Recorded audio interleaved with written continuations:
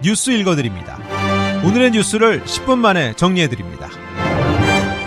오늘은 2024년 3월 22일 금요일입니다. 미국과 한국의 주요 뉴스를 읽어드립니다. LA 한인타운에서 30여 명의 노숙자들을 한꺼번에 이동하는 행정 절차가 이루어졌습니다. 어제 LA시는 한인타운 중심에 위치한 로버트 케네디 커뮤니티 스쿨 인근에 자리 잡고 있던 대형 노숙자 텐트촌을 정리하고 인사이드 세이프 프로그램의 일환으로 30여 명의 노숙자들을 실내로 이동시켰습니다. 어제 행정 절차엔 LA 경찰을 포함해 LA시와 카운티 소속 7개 부서의 인력수 10여 명이 출동해 인사이드 세이프 프로그램을 진행했습니다. 시와 카운티 관계 인력들은 적극적으로 실내 이동을 원하는 노숙자들을 우선으로 그들의 소지품 챙기는 것을 도왔고, 정신적인 문제가 있어 보이는 노숙자에게는 LA 카운티 정신건강국 직원이 다가가 상태를 확인했습니다. 노숙자들이 이동한 뒤 인근 지역에선 대형 트럭 2대 분량의 쓰레기가 수거됐습니다. 불법으로 국경을 넘어온 이민자를 주정부가 독자적으로 체포해 추방할 수 있도록 하는 텍사스주와 유사한 강경 이민법안을 추진하는 주정부들이 확산하고 있다고 AP통신이 보도했습니다. 현재 텍사스주의 법안은 연방정부가 위헌 요소가 있다며 소송을 제기함에 따라 집행이 중단된 상태입니다. 이런 가운데 텍사스주처럼 공화당이 주위에서 우위를 점하고 있는 다른 주들도 불법 이민 강경 대열에 동참하고 있습니다. 아이오와주에서 통과된 이민법은 과거 미국 입국이 거부된 뒤 다시 미국에 입국하는 것을 가중 경범죄로 간주하고 때에 따라서는 중범죄로 체포할 수 있도록 하는 내용을 골자로 하고 있습니다. 캐나다와 국경을 접한 뉴햄프셔주에서는 캐나다에서 미국으로 불법 입국한 혐의를 받는 사람에 대해 경찰이 무단 침입 혐의를 적용할 수 있게 하는 법안의 통과가 임박한 상태입니다. 조지아주에서는 최근 조지아대에서 발생한 여학생 살해 사건의 용의자가 베네수엘라 출신의 불법 이주민으로 드러나면서 교도소 내에서 이민 관련 단속을 집행할 수 있게 하는 법을 추진 중입니다. 뉴욕주 법무부가 도널드 트럼프 전 대통령에 대한 자산 압류 절차에 착수했습니다.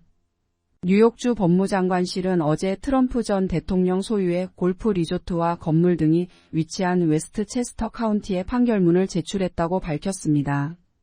CNN은 트럼프 전 대통령은 뉴욕시의 트럼프타워와 펜트하우스 월스트리트 40번지에 위치한 건물 센트럴 파크에 인접한 호텔 건물 여러 채의 아파트를 소유하고 있다며, 오는 25일 트럼프 전 대통령이 돈을 지불하지 못하면 이 모든 재산이 법무부에 넘어가게 된다고 분석했습니다. 법무부가 트럼프 전 대통령의 부동산 처분에 상당한 시간이 소요될 것으로 전망됐습니다. 뉴욕 검찰이 부동산의 실소유주가 트럼프 전 대통령이란 것으로 증명하기 위해선 상당한 시간이 걸릴 것으로 전해졌습니다. 몬테네그로 대검찰청이 테라 루나 사태의 핵심 인물인 권도영 씨에 대한 법원의 한국 송환 결정에 이의를 제기했습니다. 대검찰청은 법원이 법률에 반하여 정규 절차가 아닌 약식으로 권 씨에 대한 범죄인 인도 절차를 진행됐다며, 법원은 권한을 넘어서 법무부 장관의 전적인 권한인 범죄인 인도국에 대한 결정을 내렸다고 주장했습니다. 대검찰청은 또한 항소법원이 항소심에서 대검찰청 검사의 의견을 듣지 않은 점도 문제 삼았습니다. 범죄인 인도국을 결정할 권한을 갖게 된 고등법원은 처음에는 권 씨의 미국 인도를 결정했으나 항소법원은 이를 무효로 하고 재심리를 명령했습니다. 항소법원이 원심을 확정하면서 권 씨의 신병 인도와 관련한 몬테네그로 재판부의 사법 절차는 종료된 것으로 보였지만, 대검찰청이 항소법원의 결정에 불복해 대법원에 이의 제기를 하면서 새로운 변수가 생겼습니다. 블룸버그 통신은 결과에 따라서 몬테네그로 정부 당국이 선호한 대로 권도영을 미국으로 인도할 수 있는 길이 열릴 수도 있다고 전했습니다.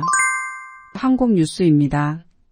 22대 국회의원을 선출하는 4월 10일 총선에서 전국 254개 지역구의 평균 경쟁률이 2.75대 1을 기록했습니다. 중앙선거관리위원회는 총선 후보 등록 마감한 결과 254개 지역구에서 699명의 후보가 등록한 것으로 최종 집계됐다고 밝혔습니다. 올해 총선 경쟁률은 직전 선거보다 줄어든 수준입니다.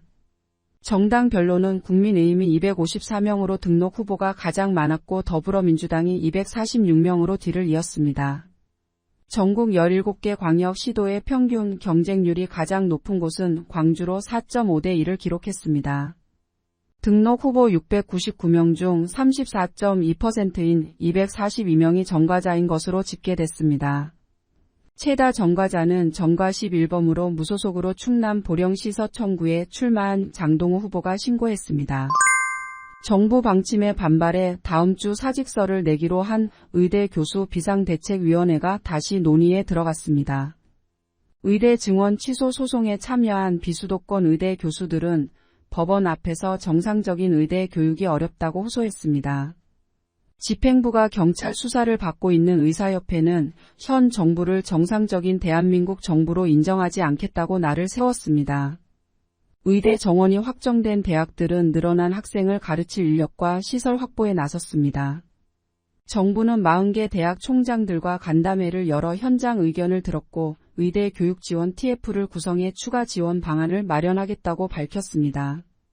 정부는 이탈 전공의들을 향해서는 다음 주 면허 정지 처분 전 복귀를 호소하면서도 미국 의사 면허를 취득하려는 전공의들에게는 국내에서 면허 정지 처분을 받게 되면 면허 취득에 필요한 추천서를 받지 못한다고 밝혔습니다.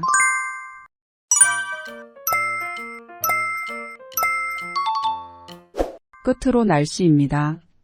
남부 캘리포니아 내일 약하게 비 내릴 것으로 예상됩니다. LA와 오렌지 카운티는 낮 최고 기온은 69도, 밤 최저 기온은 57도 예상됩니다. 밸리와 일랜드 엠파이어 지역 낮 최고 기온은 71도, 밤 최저 기온은 48도 전망됩니다. 해안가 지역은 낮 최고 기온 61도, 밤 최저 기온 51도 예상됩니다. 산간 지역 낮 최고 기온은 54도, 밤 최저 기온은 31도, 사막 지역은 낮 최고 기온은 72도, 밤 최저 기온은 48도 전망됩니다. 오늘의 뉴스 읽어드렸습니다. 고맙습니다.